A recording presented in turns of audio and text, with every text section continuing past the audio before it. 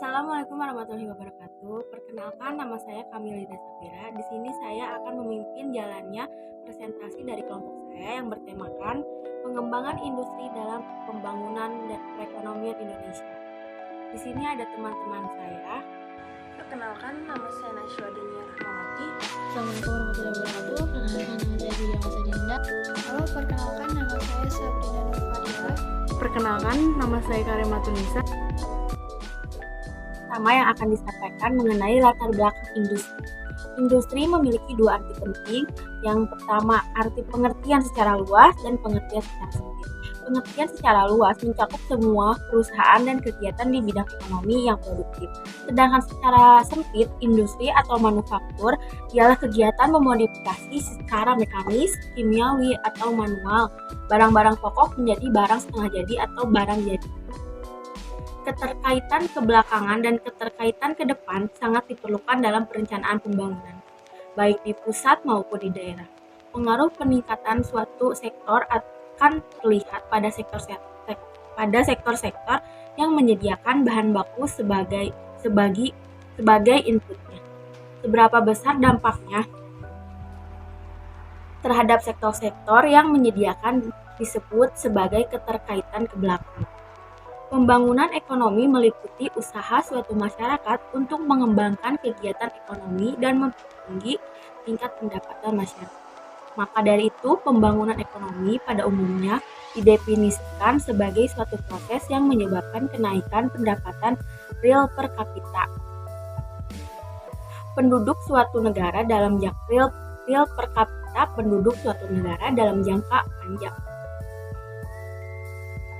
Seperti disebutkan oleh Sadono Sukimo 1985. Berdasarkan definisi tersebut, jelas bahwa pembangunan ekonomi mempunyai pengertian yang pertama, suatu proses yang berarti perubahan yang terjadi terus-menerus. Yang kedua, usaha untuk menaikkan pendapatan per kapita. Lalu yang ketiga, untuk kenaikan pendapatan per kapita harus terus berlangsung dalam jangka yang panjang. Materi selanjutnya akan disampaikan oleh rekan saya. Dan slide yang kedua berisikan tentang konsep industrialisasi. Konsep industrialisasi adalah sistem produksi yang timbul dari pengembangan, penelitian, dan kemudian penerapan pengetahuan ilmiah. Berdasarkan pembagian kerja dan keterampilan dalam penggunaan bantuan mekanik, kimia, mesin, organisasi, dan intelektual dalam produksi. Industrialisasi dalam arti sempit yang menggambarkan penggunaan yang merupakan sumber energi non-hayati yang tersebar luas dalam konteks produksi barang atau jasa. Meskipun definisi ini dianggap sangat membatasi untuk industrialisasi, tetapi tidak hanya ada di pabrik atau produksi, tetapi juga dapat mencakup pertanian karena pertanian tidak dapat dipisahkan dari mekanisme atau pemanfaatan sumber energi non-hayati, serta transportasi dan komunikasi.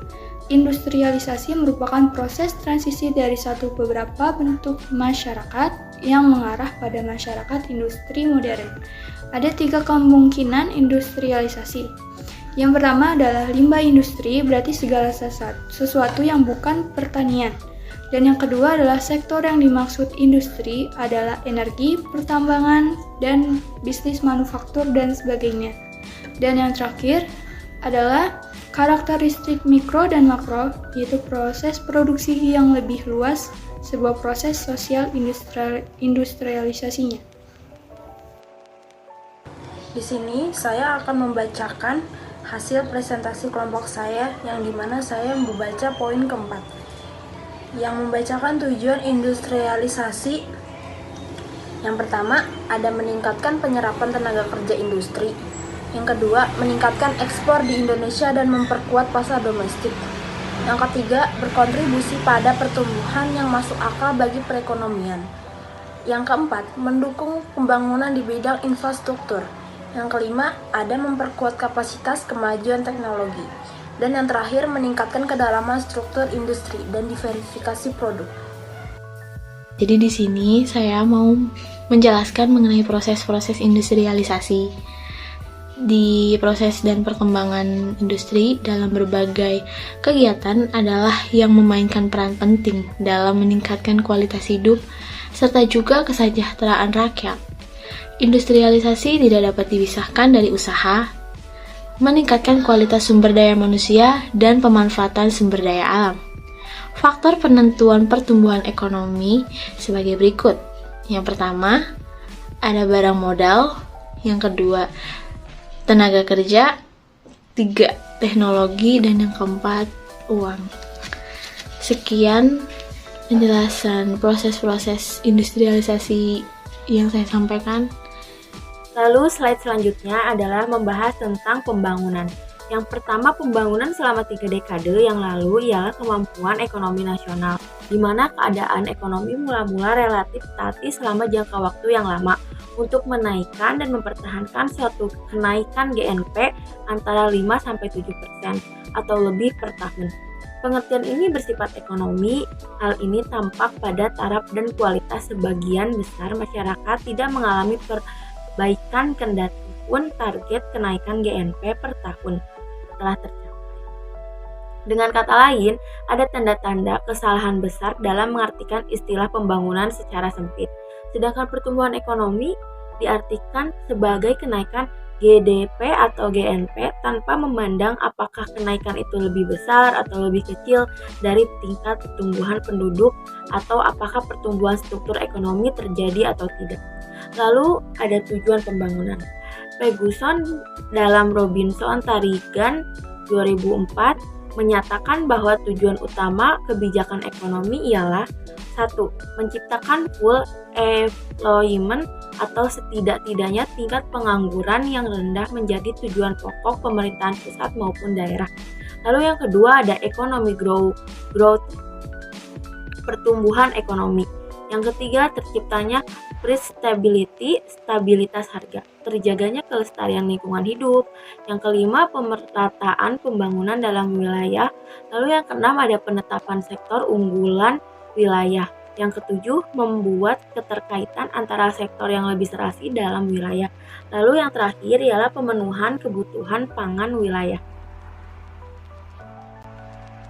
Di sini saya akan menjelaskan slide tentang sasaran pembangunan.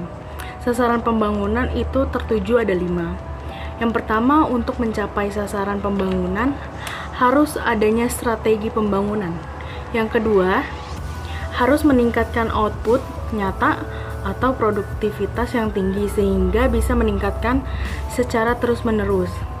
Dan yang ketiga, tingkat pembangunan tenaga kerja yang tinggi serta pengangguran yang rendah. Yang keempat adalah pengangguran dan pemberantasan ketimpangan. Yang kelima, perubahan sosial, sikap mental, dan tingkah laku masyarakat dan lembaga pemerintah. Selanjutnya ada peranan sektor industri dan pembangunan ekonomi, yaitu dalam pertumbuhan industri ini yang berkembang pesat akan merangsang pertumbuhan sektor untuk menyediakan bahan-bahan bagus bagi industri. Lalu sektor industri mengolah memiliki peran utama untuk mendukung pertumbuhan ekonomi yang cukup tinggi. Sekian presentasi dari kelompok kami. Mohon maaf bila banyak salah kata. Wassalamualaikum warahmatullahi wabarakatuh.